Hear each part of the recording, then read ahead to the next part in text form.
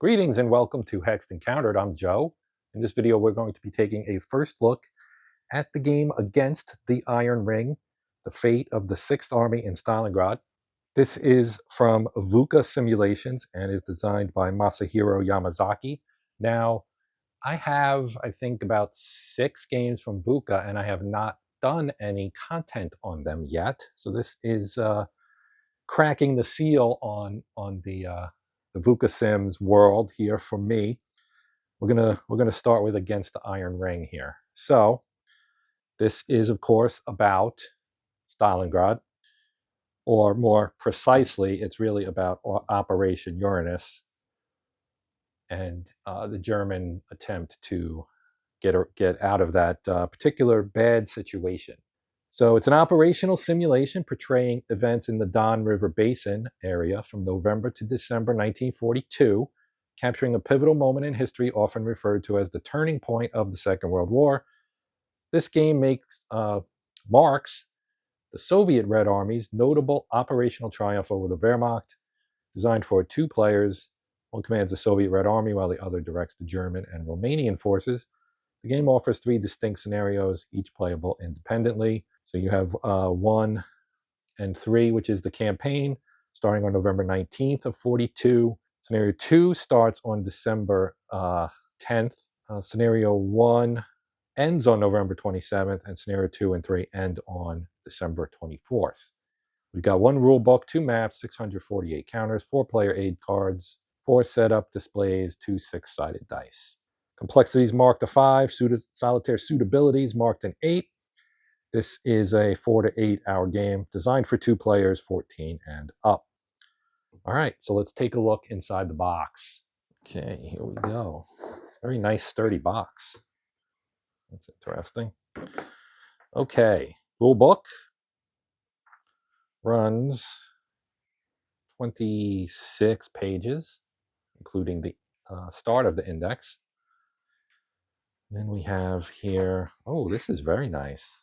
Very canvassy feel to the half of the map here. And there's the second half of the map. Then we've got our counters.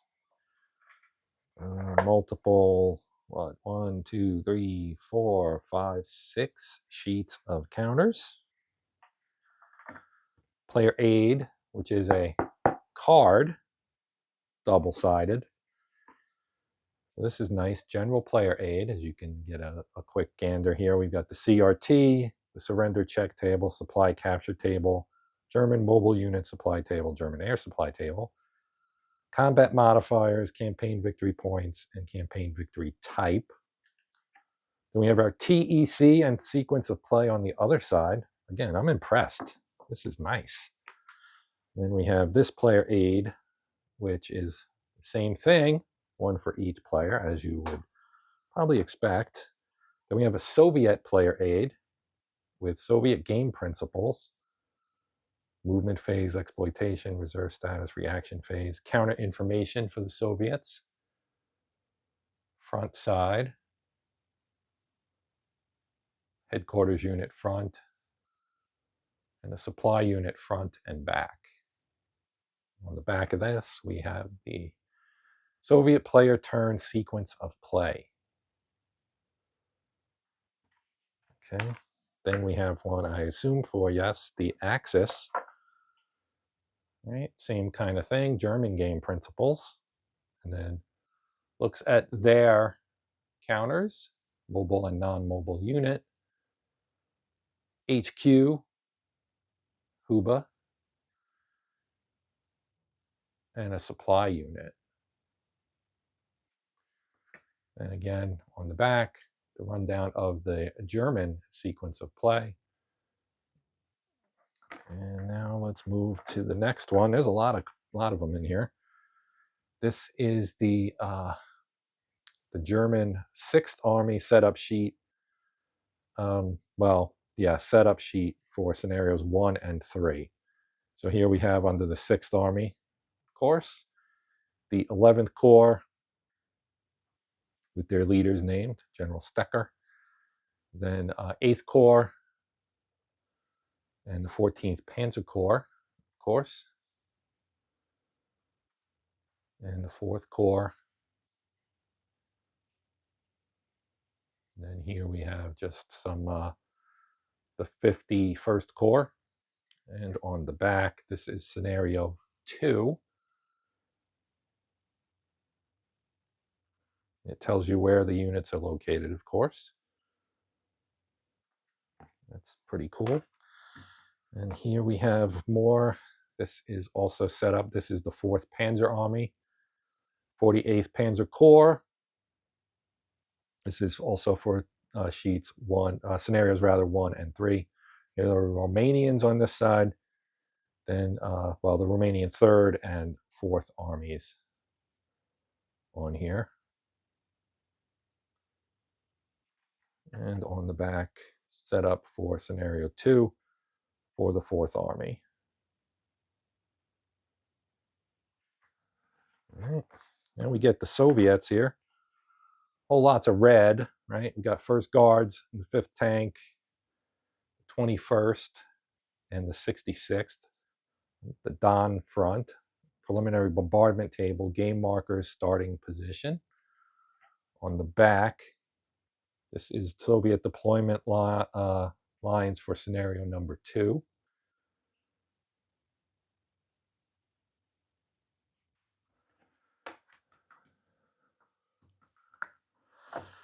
And lastly, we have this, right? So this is Don Front number 2, Stalingrad Front, and this is the setup sheet for scenarios 1 and 3. So this would be your campaign, as well as the beginning half of the battle. 24th Army, 62nd, 65th, the 64th, the 57th, and the 51st.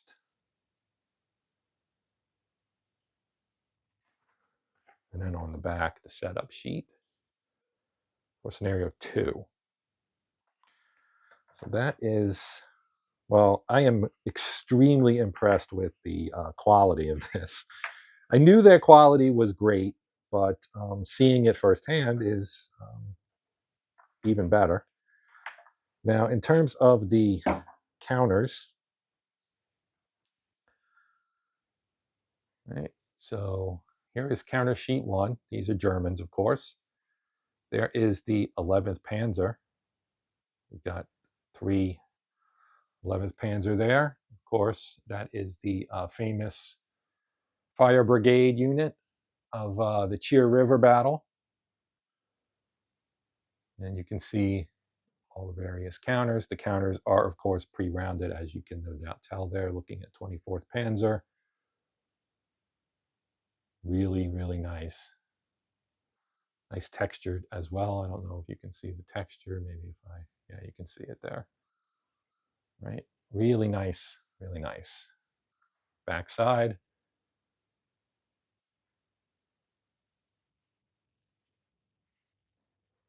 And sheet 2. Got headquarters up there.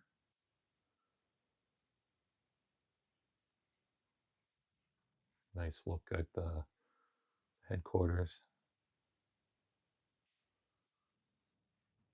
Those, of course, are Corps headquarters.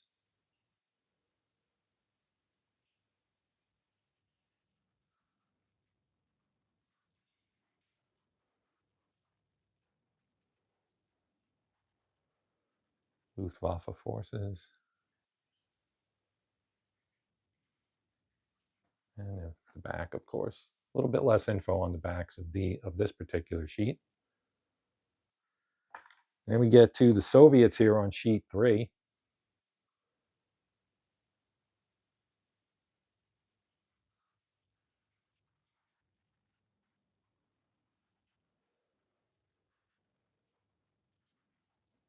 A little fuzz or a hair or something on there.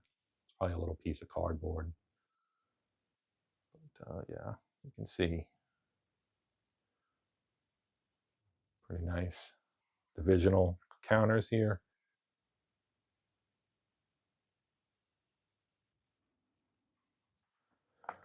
And counter sheet 4, which would be more of the Soviets.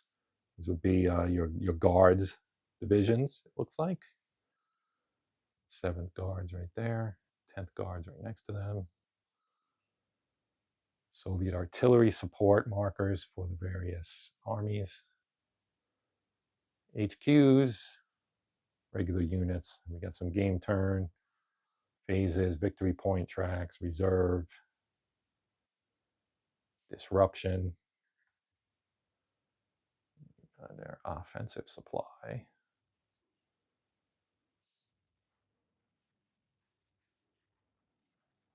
Very cool. More markers here. This is sheet 5. These are markers, as I just said, a whole lot of them. No Zoc, no Zoc.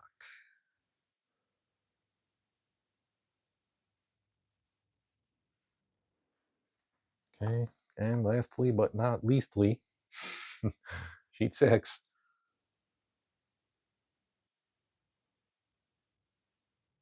Some independents, I guess, up top. Then those are Germans, of course, and then some more Soviet armor, looks like.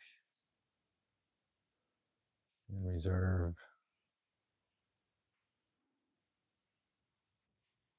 And that's the end of the counter sheets. We can take a quick look at the map, and then I'll save my rules review for the end, since some of you don't like them, others do. I'll throw you haters a bone here. I don't mean that like it came out, but this is half, I guess, of the map. Now it is paper, but it has a really cool texture to it. So let me see if I can improve my shot here to let you see more of this. It's a pretty large map, actually. Okay, so this would appear to be the eastern side, or western side, I'm sorry. East and west, got to get them straight. Right, so you have a little segment of Stalingrad in here, game map B, Stalingrad. But yeah, this would be the western side, I'm pretty sure. We have Serafimovich, sorry about that. Got to take a Bokovskaya. Okay, this would be the Don, of course, with Stalingrad being on the Volga. And then you've got some game turn record track here, general record track, phase track. I will be putting some plexi down on top of this to kind of, it's actually clear plastic, but it does the same, it serves the same purpose, my friend. All right, German reinforcements down here at the bottom. Now let's look at the other one. And again, well, let's make sure I fold this right. That goes like that, and that goes like that. I think it was like this. I don't know if you can actually see but you can hear it. It's got a genuine texture to it, and it's paper, but it's very nice. It's thick, so that's a good sign. Now this would be the other half, which should have Stalingrad on it. It has Kalach because I just saw it. All right, let's flip it over. Yeah. Okay, so yes, I guess that was actually more the northern half, and this would be the southern half, I suppose, would be a better way to put it. So here's Kalach Nadanu, right? And if you did see my videos on Inflection Point, the first one of the two battles is the Battle of Kalach, and then the other one is the Battle of the Cheer River, which is down here. Okay, there's the State Farm right there, State Farm 79. Though there it just says Sovkhoz, number 79, Ostrovsky. So yeah, I'm familiar with this general area from that other game. And then of course here's the main event over here, Stalingrad itself, sitting here on the river, on the bend in the Volga, and the very wide Volga River, of course. And then all the other area to the west of it. So up here, you've got Soviet reinforcements. And then down here, we've got more German reinforcements. The Romanians routed units will go in this box. You have an Axis eliminated box up here. This will be a big one to get out on the table all in one. I mean, it's not monster map size. I can fit it in my shot, so that's a sign. I'm just thinking in terms of when I do gameplay, it's going to be a relatively large footprint. So that is a look at our maps, and now we'll take a look into the rule book real quick. It's only 26 pages, so not overly complex, most likely. Okay, as promised, here is our rule book. Again, designed by Masahiro Yamazaki. Okay, so we have our table of contents here. General layout, right? Intro, component, sequence of play, zone of control movement, combat supply units, Soviet preliminary bombardment, victory points, the scenarios, optional rules, historical notes, and the index. This is copyright 2024. So it's not the newest ones. I do have some of the new ones. And because I did the math of war that includes VUCA, now I felt it would be more appropriate for me to start getting into their stuff. Not that it really makes any difference, but it's just like in my head, it was like, oh, and now that I did that, let me actually show some of the VUCA stuff that I actually have. So here's your introduction. Then we've got components. We saw the map. It's in two parts. It represents the Stalingrad and Don Basin region of southern Russia, right? Unit counters with, here is the description of everything that's on there. So here at the bottom right on A, that's the attack strength. Right next to it after the dash is the defense strength. C is its movement. So that's pretty standard, right? Attack, defense, movement across the bottom. Pretty standard stuff. Then D here is the unit setup information code. This would be turn 7, and it shows the arrival turn and entry area. So turn 7, entry area E for this specific one. E up top is, well, E is in the center. That's the unit symbol. Here's the key for that. Then F, you have the Army/Corps for the Soviets and the Axis. And Army and Soviet armies and Axis corps were approximately the same size. So that's why they're a little bit different. G, of course, shows the size of it. This particular unit is a regiment of the 6th Panzer. And then for, let's see, where that was what, G? We're on H, stacking value. It's got 1 dot. The dots denote the stacking value. So 1 dot, this is probably one of the smaller units in the game at, well, it does go down to company level. Then up top here, I is the unit ID in higher formation. So this is, as I just mentioned, the 11th Regiment of the 6th Panzer Division. And J on the back of the, the front of the HQ is its supply range there. So that would be that. Then you've got unit identification and abbreviations, right? Your conf group of commanders. I'm just looking at the names here because some of these are in the that game I was talking about. Anyway, your Soviet stuff here. Then you've got your background colors for the German Wehrmacht, the Luftwaffe, the Romanian 3rd and 4th Armies, Croatian Axis allies, then your Soviets, the Guards, and the Marines. Steps. Most units have 2, it says. So they'll have a front and a back with values of 2 steps. If they don't have a back, it's a 1-step unit. Supply units do not have steps, right? Unit counters, you've got your stacking points. This is a 4-pointer. Obviously, this is a large unit. And then you've got, yeah, so these are different sizes of the unit, right? So you have the four stacking point side, front and back, Then over here, you've got the 3 stacking points front and back. And then here, 2 stacking points front and back, and 1 stacking point front and back. As they slowly dwindle down, that's the 4 counters of the first tank unit. Then we have our markers: game turn, phase, victory points, German air supply, out of supply markers, disruption markers, reserve markers, and Soviet offensive supply markers. Okay, materials, game principles, steps, stacking, these are all relatively familiar to veteran war gamers. Reserve status, overrun, reaction, exploitation, disruption, offensive supply. Rounding, movement points are never rounded. If there's not enough movement allowance to enter a hex, the hex simply cannot be entered. However, units with a printed MA of at least 1 will always have a minimum MA of 1 after any modifications. Okay. Sequence of play. So here's our outline. You've got the Soviet player turn and then the German player turn. Then C is track Soviet victory points and advance game turn marker.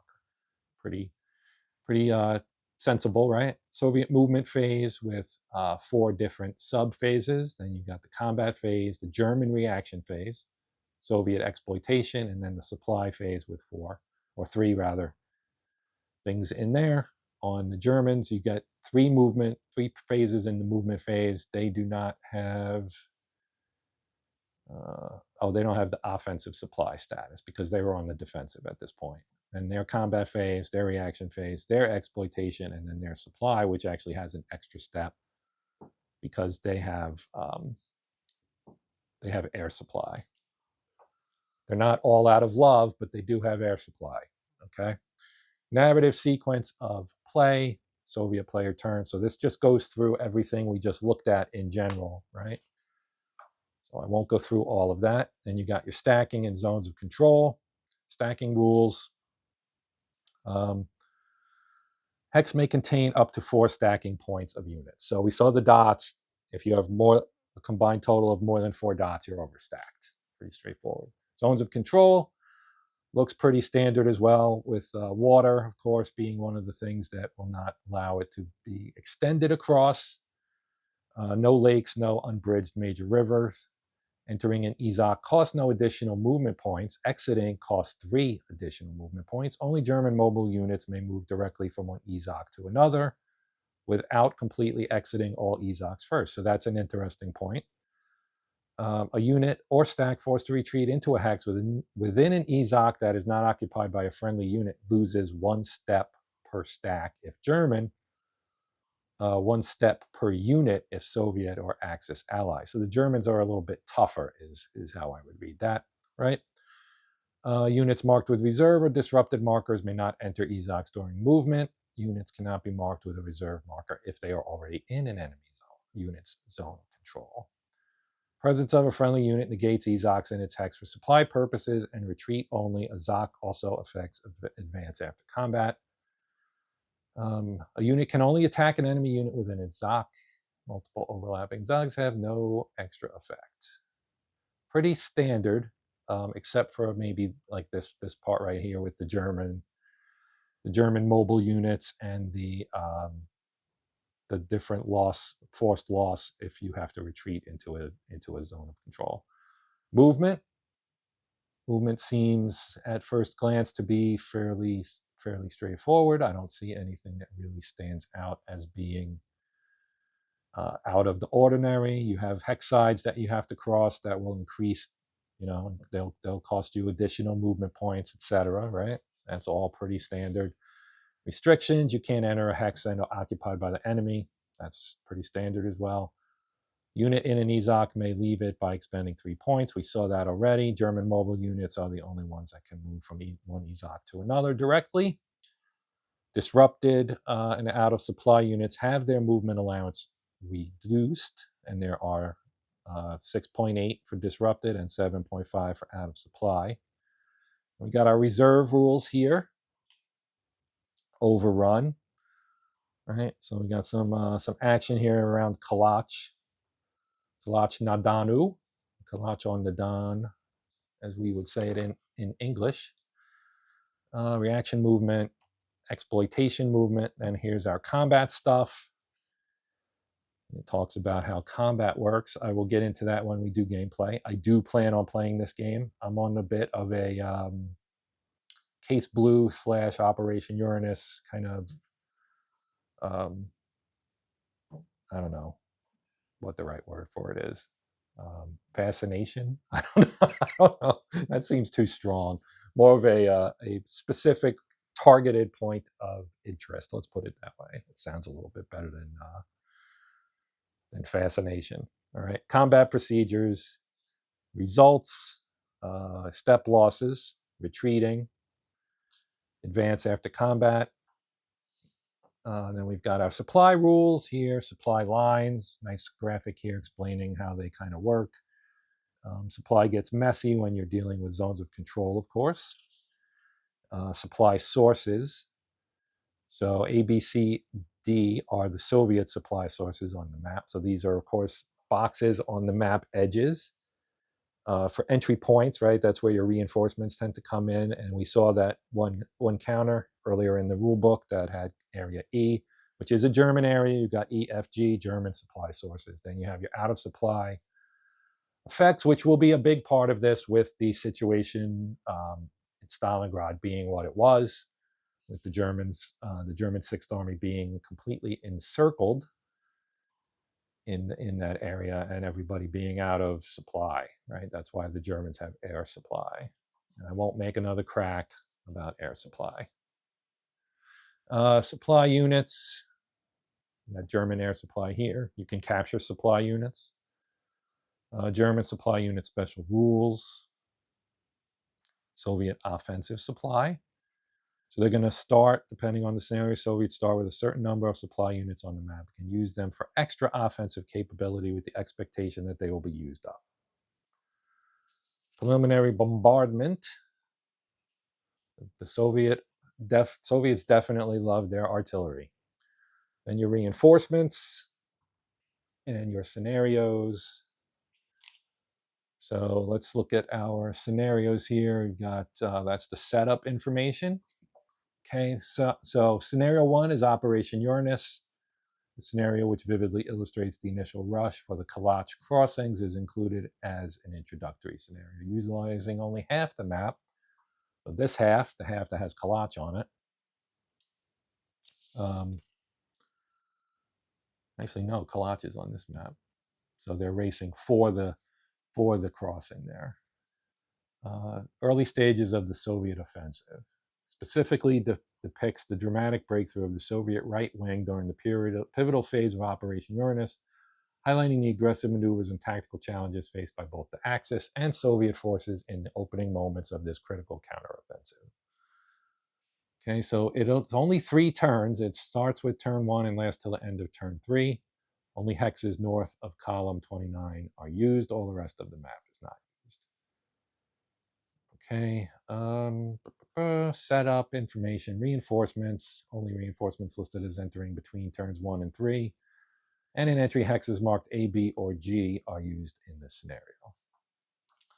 Scenario 2, Winter Storm. That's the German counteroffensive, right? This smaller yet highly intense scenario, which utilizes only half the map, focuses on von Manstein's bold and desperate attempt to rescue the encircled Sixth Army during the harrowing stages of the Battle of Stalingrad. The scenario specifically depicts Operation Wintergewette, a last-ditch effort to break through the Soviet siege and relieve the trapped German forces. It captures the critical moments of the operation, highlighting the immense challenges faced by von Manstein's troops as they navigated treacherous terrain. So this would be the one that would include, I would assume, the 11th Panzer Division's actions near the Cheer River. And we have the campaign game, which uses both. You can see Cheer River Bridgehead area at the bottom of the map here. And this one runs from the start with the beginnings of Operation Uranus, and then, of course, will also include, well, it's going to go its own way, of course, but I'm sure the Germans will at some point attempt. The German player should, of course, attempt to save his army. right? Then you've got your optional rules. There's a Tiger Battalion for the Germans, river assault crossings. In the game, for purposes of rule simplification, unbridged, pontoon, Don River hecksides are considered uncrossable and prohibited terrain. In reality, it was possible to advance to the other side of the river using bridges constructed by engineers. If this rule is used, the historicity of the game is improved, but the game balance shifts somewhat to the Soviet player. And you have infiltration movement and Hitler's desperate defense order. As is well known, von Paulus and the Sixth Army had been issued orders by Hitler himself to hold Stalingrad at all costs, which denied any attempt at a breakout and restricted Sixth Army's ability to maneuver. If you would like to represent this historical restriction, apply this rule. This rule is only applicable for Scenario 3, the campaign game. At the end of Scenario 3, Soviet player receives 10 victory points for each Stalingrad urban hex containing a Soviet Union. Then we've got our historical notes and the aftermath, part of the historical notes, of course, and then our index. Index is always welcome. And then on the back, we've got nothing. All right. So that, my friends, is that. That is my look at Against the Iron Ring, the fate of the Sixth Army in Stalingrad from VUCA, and designed by Masahiro Yamazaki. And looks like a good one. The components, as we just saw, are fantastic. I'm really looking forward to this one, and I got to figure out a way to make time to get this on the table. That will do it for this one. Thank you for watching. Big old shout out to my channel members. I appreciate the support. Yeah, I just really appreciate the support. Thank you very much for being a member. For everyone else, thank you for watching. If you're a subscriber, thank you for being a subscriber. If you're not, well, even if you are, if you have questions, comments, etc., feel free to post them. Also, maybe think about sharing, liking, hyping, that kind of stuff. And now, I'll get to the point. If you're not a subscriber, please consider becoming one. Why not, right? There's no harm. It's free. And you don't have to turn the notifications on. Hey, I gotta put my spiel out there every time. So that's the end of that. The spiel is over. I do thank you all for watching. This video is also over. I will see you next time. Until then, I'm Joe. This is Hexed Encountered. And as always, happy gaming.